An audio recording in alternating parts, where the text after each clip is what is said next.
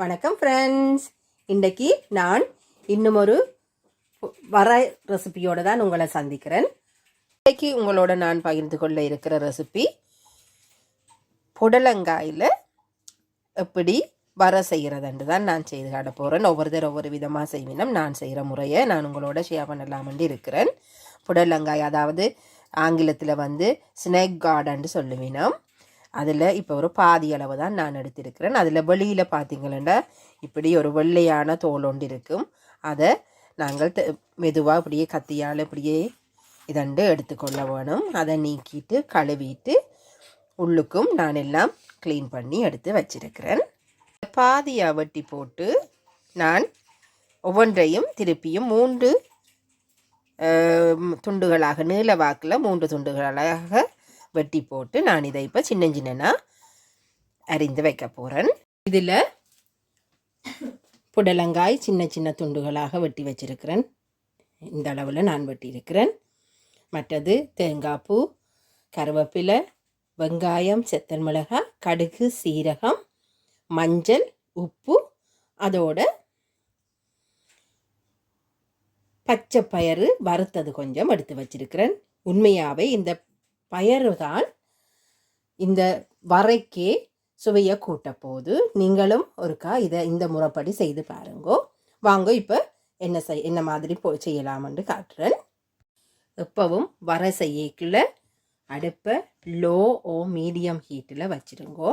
அப்போ தான் அது அந்த நாங்கள் செய்கிற வர எரிந்து போகாமல் சரியான பக்குவத்தில் எடுக்கக்கூடிய மாதிரி இருக்கும். இதில் தேவையான அளவு எண்ணெய் விட்டு ஹீட் பண்ணி கொண்டு இருக்கிறேன். இப்போ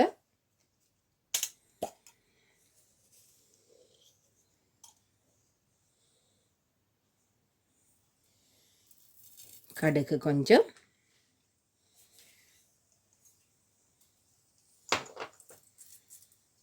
அதோட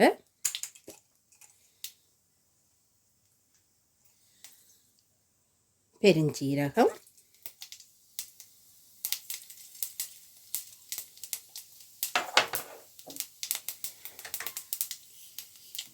இதோட நான் பச்சை பயறு வறுத்தெடுத்து வச்சிருக்கிறேன். கோதோடு தான் வறுத்திருக்கிறேன். அது சுவையை கூடுதலாக காட்டும். ஆனபடியாக ஸோ நான் அதுக்கு கொஞ்சம் கூடவாகவே போட்டுக்கொள்கிறேன்.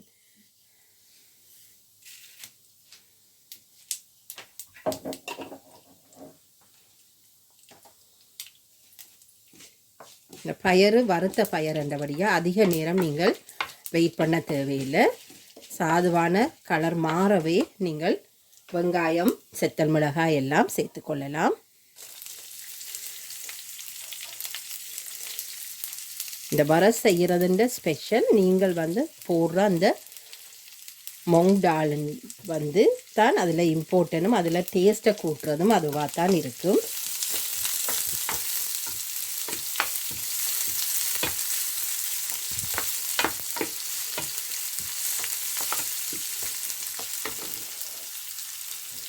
இதோடு சேர்த்து நான் கருவேப்பிலையையும் சேர்த்துக்கொள்கிறேன்.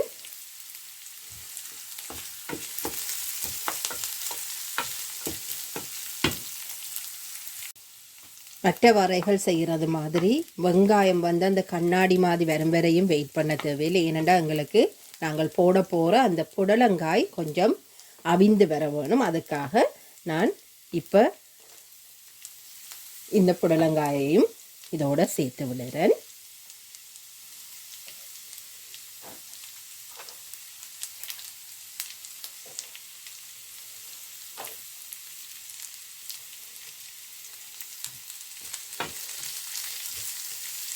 திரும்பவும் சொல்லுறேன், அடுப்பை லோ ஹீட்லேயே வச்சுக்கொள்ளுங்கோ.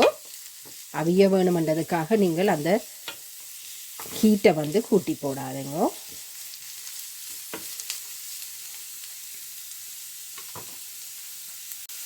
இப்போ இதில் நான் கொஞ்சமாக தண்ணி கொஞ்சம் இப்படியே தெளித்து விட போகிறேன். எதுக்காக சொன்னால் கொஞ்சம் அந்த பயரும் அவிய வேணும், புடலங்காயும் கொஞ்சம் அவிய வேணும். தண்ணியை தெளித்து கொண்டு இப்படியே வதக்கினபடியே தேவையான அளவு உப்பு, மற்றது மஞ்சள் தூள் சேர்க்கிறேன். நான் மிளகாய் தூள் சேர்க்கையில் ஏனென்று சொன்னால் நான் செத்தல் மிளகாய் போட்டபடியாக அந்த உரைப்பு போதும் எங்களுக்கு. அதபடியாக நான் தூளாக அதோட சேர்க்கையில் மஞ்சள் தூள் மட்டும்தான் இதோட சேர்க்கிறேன். நீங்கள் மூடி போட்டு விட்டும் அவித்து கொள்ளலாம். நான் மூடி போடையில ஏனெண்டா எங்களோட வீட்டில் நான் வரையலை நல்லா வறுத்து இதன்றையில் அந்த சத்துகள் குறைந்து விடுமென்றதுக்காக நான் அரைப்பதம் அல்லது முக்கால் பதத்திலேயே நான் அந்த மரக்கறியலை எடுத்துடுவேன். தேங்காய் பூவும் இதோட இப்போ நான் சேர்த்துட்டேன். அந்த நாங்கள் விட்ட தண்ணி கொஞ்சம் வற்றும் வரையும் அப்படியே லோ ஹீட்டில் இந்த புடலங்காயை அவியும் வர வெயிட் பண்ணுங்கோ. இந்த புடலங்காயை நீங்கள் வெட்டிட்டு பார்த்தீங்கன்னா அது தண்ணி விடும். நீங்கள் அவிக்கிற போது தண்ணி வரும் மாதிரி இருக்கும், தண்ணி கசியும் மாதிரி. ஆனால் உண்மையாகவே அதில் இருந்து அவ்வளவா தண்ணி வராது. ஆனபடியாக தான் நான் கொஞ்சம் தண்ணி மேலால் தெளித்து எங்களுக்கு தேவையான பதத்தில் அவியும் வரையும் தெளிக்கிறேன் நான்.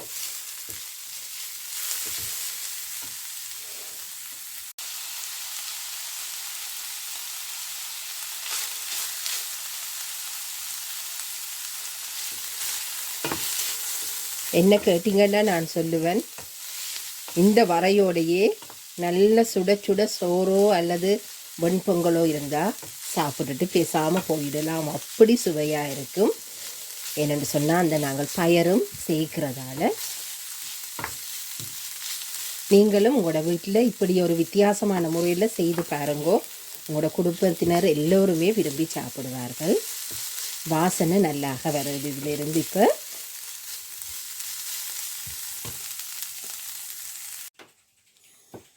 ஒரு 5 நிமிடம் இல்லை நாங்கள் இந்த புடலங்காய் வரையை நான் செய்து முடிச்சிட்டேன்.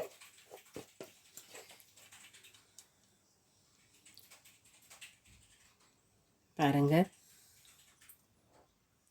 என்ன மாதிரி அந்த பயரும் இந்த புடலங்காய் துண்டுகளும் எல்லாம் சேர்ந்து சூப்பராக வந்திருக்குது.